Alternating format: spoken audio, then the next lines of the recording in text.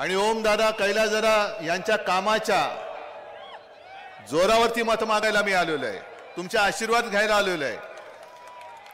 मी इथे जुगाड लावायला आलेलो नाहीये। काय तुमची मतं, तुमचे आयुष्य म्हणजे जुगाड, 400चा जुगाड लावलाय। हे सगळे लोक काय जुगारी आहेत?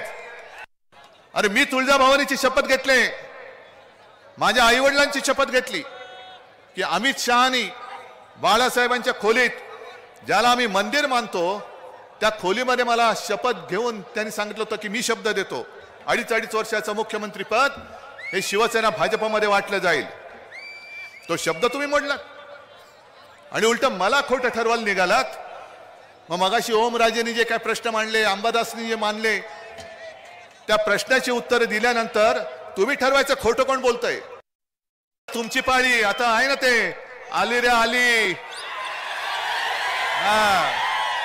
आणि मग तुम्ही काय करायचं? तुम्ही सिंगम व्हायचं, काय बोलायचं?